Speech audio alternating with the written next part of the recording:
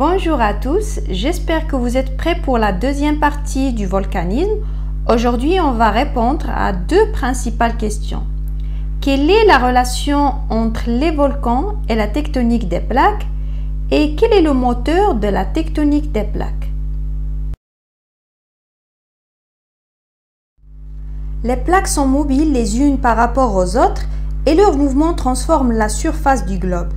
Le glissement de ces plaques lithosphériques induit des mouvements de convergence lorsque les plaques se rapprochent ou de divergence lorsque les plaques s'écartent à raison de quelques centimètres par an. Et on a déjà vu en premier chapitre que les volcans actifs sont surtout présents et alignés aux frontières de ces plaques lithosphériques. Donc, quelle relation existe entre le volcanisme et la tectonique des plaques? On va commencer avec les frontières divergentes pour savoir pourquoi existe une activité volcanique au niveau de cette zone et quel type de volcanisme on y trouve.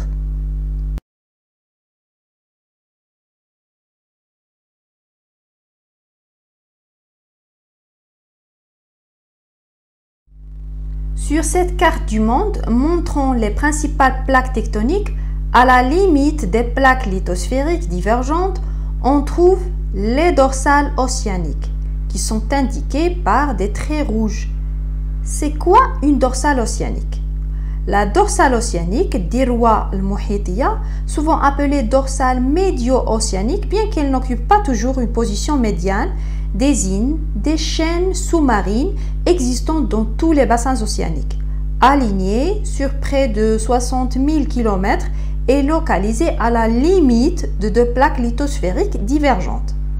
إذا هذه الذروة المحيطية هي عبارة عن سلسلة جبلية تتواجد على حدود صفيحتين يتباعدوا. Elle représente l'un des environnements les plus actifs de la Terre puisque la dorsale est le siège d'un intense volcanisme et d'une activité sismique très importante.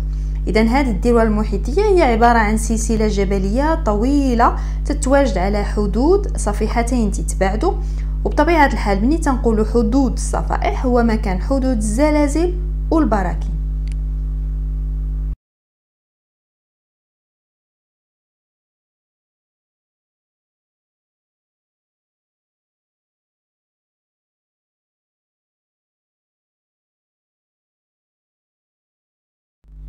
Donc, une dorsale océanique est une frontière de divergence entre deux plaques, comme la dorsale médio-atlantique qui est un relief sous-marin qui se situe au milieu de l'océan Atlantique. Et comme vous voyez sur cette carte que la dorsale médio-atlantique constitue la frontière de divergence entre la plaque sud-américaine et la plaque africaine dans l'Atlantique Sud. Au milieu de la dorsale se trouve un fossé appelé rift. إذا عندنا في هذا الإكزومبل الذروة اللي تتوسط المحيط الأطلسي اللي تعتبر الحد الفاصل بين صفيحة إفريقيا وصفيحة أمريكا الجنوبية، وعلى طول هذه الذروة لا دورسال تتواجد فيها شق أو كسر لو ريفت. Les observations des fonds océaniques ont permis de démontrer que le plancher océanique au niveau de l'océan Atlantique est constitué d'une roche très sombre, souvent presque noire, c'est le basalte. Les basaltes ont une forme particulière arrondie. On parle de basalte en coussin. التقنيات اللي استعملت باش يكتشفوا قعر المحيط بين وجود صخرة البازالت. Si on étudie l'âge des roches basaltiques constituant les fonds de l'océan Atlantique, on constate que les roches les plus jeunes, en jaune, se trouvent au niveau de l'axe de la dorsale, alors que les anciennes, du bleu clair à l'orange, sont proches des continents et donc très éloignées de l'axe de la dorsale. On peut aussi remarquer qu'il existe une symétrie dans cette répartition de part et d'autre de la dorsale. هذا البازالت يتميز بأعمار مختلفة. البازالت اللي جديد حدا الذروة لا دورسال، وكل ما بعدنا على لا دورسال وقربنا من القارة تزداد عمر البازالت. وهاد لا دورسال في هاد الحالة دايرة بحال شي محور التماثل اكس دو سيميتري. ترتيب البازالت على جهتها اليمنى كيشبه نفس الترتيب على الجهة اليسرى.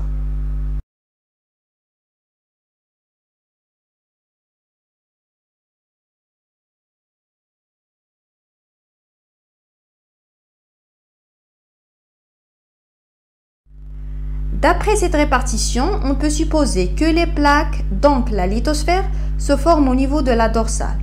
Ceci est confirmé par le fait qu'il existe une activité volcanique de type effusif dans l'axe des dorsales. On y observe en effet des émissions de lave fluide basaltique qui, en se refroidissant au contact de l'eau, prennent la forme de coussins de lave. إذا هذا البازالت اللي كيكون قاع المحيط كان عبارة عن لافا مائعة، لا فلويد اللي كتدفق من الشق اللي قلنا تيتوسط هاد لا دورسال. منين كتبرد هاد لا لاف تعطي البازالت كيتوضع حدا لا دورسال وكياخد مكان البازالت اللي قدم منه اللي كيكون بعاد على هاد لا دورسال بسبب تباعد هاد لي دو بلاك، وهكا تبدا تكون لا ليتوسفير اوسيانيك وتتزاد قاع المحيط، وكل ما زاد توسع هاد لي دو كونتينون تيزيدو يتباعدو. Donc on peut en conclure que la dorsale est une zone d'écartement de plaques et de création de lithosphère. Dans l'axe de la dorsale, le magma fluide remonte, créant finalement de la nouvelle lithosphère. On peut comparer le fonctionnement d'une dorsale à un tapis roulant puisque les nouvelles roches vont pousser les anciens et non pas se superposer. Ainsi, un océan s'agrandit alors que les deux continents vont s'éloigner. اللي نعقلوا عليه هو أن ديما la limite entre deux plaques tectoniques qui s'écartent c'est la dorsale. إذن هي الحد الفاصل بين جوج صفائح تتباعدوا وتتميز براكين انسكابية des volcans effusifs donc d'une lave fluide lava مائعة وبالطبع تتميز حتى بالزلازل. Les dorsales sont donc associées au mouvement d'écartement, donc au mouvement de divergence.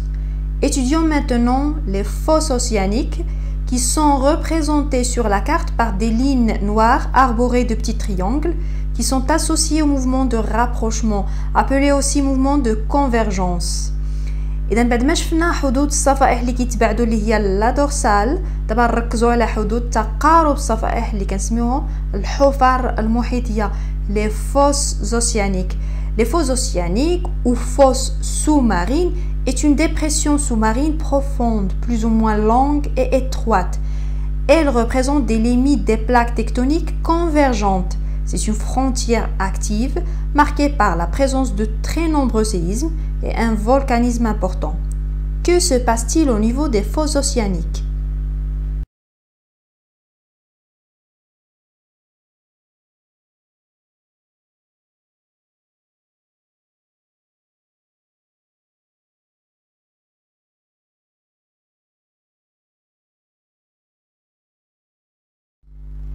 Cette carte détaille la localisation des foyers sismiques en Amérique du Sud. On observe que la plupart des foyers sismiques sont localisés sur le côte ouest du continent. Les foyers de ces séismes ne sont pas tous localisés à la même profondeur. En orange, ceux situés entre 0 et 33 km de profondeur. En jaune, ceux situés entre 33 et 70 km de profondeur. En vert, ceux situés entre 70 km et 150 km de profondeur. En bleu, entre 150 et 300 km. En violet, entre 300 et 500 km. Et en rouge, ceux situés au-delà de 500 km. Ainsi, des séismes sont présents depuis la surface jusqu'à une très grande profondeur. On réalise ensuite la coupe AB, permettant de visualiser la répartition des foyers sismiques en profondeur. Cette coupe passe par la fosse de Pérou, qui est la frontière entre les plaques de Nazca et Amérique du Sud. Sur le côté ouest de l'Amérique du Sud, on trouve des chaînes de montagnes, ce sont les chaînes des Andes. D'après ce document, on peut constater que les foyers sismiques ne sont pas répartis au hasard au niveau de la fosse océanique. En effet, ils sont disposés sur un même plan incliné.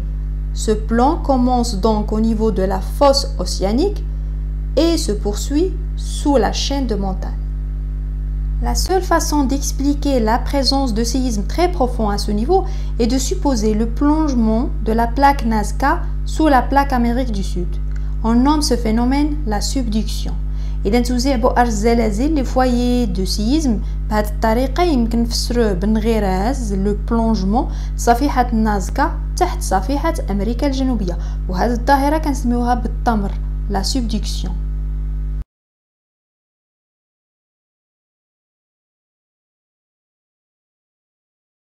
Donc la subduction est un processus d'enfoncement d'une plaque tectonique sous une autre plaque de densité plus faible. En général, une plaque océanique sous une plaque continentale ou sous une plaque océanique plus récente. Et quand vous voyez que les séismes vont être particulièrement importants dans les zones de frottement, c'est-à-dire à la frontière entre la plaque en subduction et la sténosphère dans laquelle elle plonge. Ces frottements très intenses seront à l'origine des nombreux séismes qu'on mesure dans ces zones. يعني ملي كتنزلق هنايا صفيحة محيطية تحت صفيحة قارية تتسبب في احتكاك الصفيحتين على مستوى الحدود ديالهم بسبب انهم تقاربوا، وهذا هو اللي كيسبب في الزلازل. Les zones de subduction sont aussi caractérisées par un volcanisme intense et très violent. À cause de ces frottements entre ces deux plaques, une partie de la lithosphère fond et produit un magma visqueux qui remonte vers la surface à travers un front de volcan. على مستوى مناطق التمر les zones de subduction تتشكل براكين انفجارية اللي صهارتها يعني اللي سون ماغما تتكونوا بسبب انصهار جزئي في الرداء لو مونطو، ومن بعد كتصعد هاد الماغما عبر الشقوق وكتخرج للسطح باش تعطينا دي فولكان اكسبلوزيف. Donc, les mouvements entre les plaques lithosphériques sont la principale force à l'origine des séismes et des volcans qu'on trouve répartis en lignes délimitant des plaques lithosphériques. إذا بسبب تحرك الصفائح باش كيحدثوا الزلازل والبراكين على مستوى الحدود ديالها.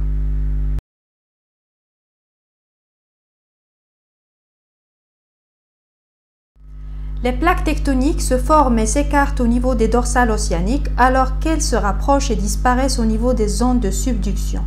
Dans les zones de divergence ou d'écartement, des océans se créent alors qu'ils se ferment et disparaissent dans les zones de convergence. Le mouvement des plaques cause les séismes et les volcans au niveau des frontières. Les dorsales océaniques sont des frontières de divergence avec du volcanisme effusif et des séismes. Les zones de subduction sont des frontières de convergence avec du volcanisme explosif. Et les zones de rapprochement sont également le siège de l'affrontement de deux masses continentales, celles-ci entrant en collision et entraînant alors la formation d'une chaîne de montagnes.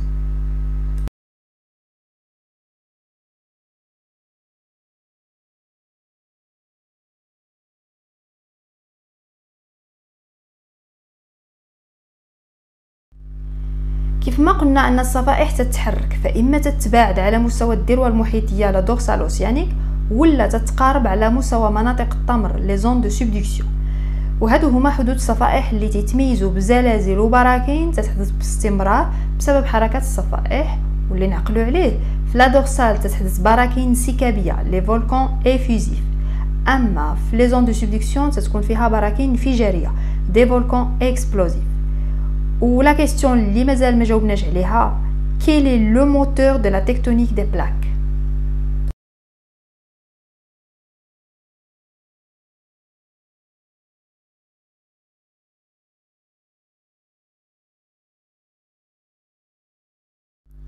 Les plaques lithosphériques flottent à la surface du manteau terrestre où se produisent les mouvements de convection qui provoquent le déplacement de ces plaques. Pourquoi et comment se forment les mouvements de convection? En effet, l'intérieur de la Terre est composé de roches faiblement radioactives. Lorsque ces roches se désintègrent, elles produisent de la chaleur et réchauffent certaines régions du manteau. La matière chaude, qui est moins dense, donc plus légère, se déplace et se rapproche de la surface de la Terre. Les endroits où la matière monte sont appelés les dorsales.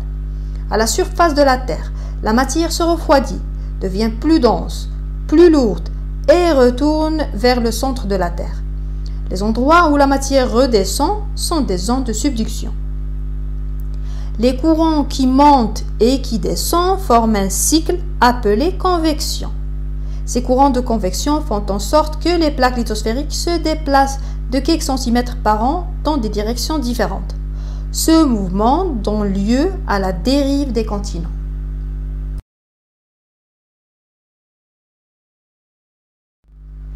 Donc, le moteur de la tectonique des plaques, ce sont ces courants de convection provenant principalement de la désintégration des éléments radioactifs du manteau. Ce mouvement entraîne les plaques lithosphériques situées au-dessus. La remontée des matériaux chauds et peu denses de la sténosphère au niveau des dorsales par convection correspond à la divergence de deux plaques à cet endroit. La redescente de la lithosphère refroidie à l'autre bout de la plaque crée le phénomène de subduction. Ce sont donc les courants de convection qui entraînent les déplacements de plaques en surface. Et ces plaques tectoniques mobiles sont la cause des séismes et des éruptions volcaniques qui surviennent. إذا كما شفنا أن في الأستينوسفير كاين واحد التيارات الحمل الحراري اللي كتدور على مستوى ديالو. ملي كتكون صاعدة طالعة للفوق تتكون au niveau de la dorsale océanique وهي اللي كتسبب في التباعد ديال الصفائح.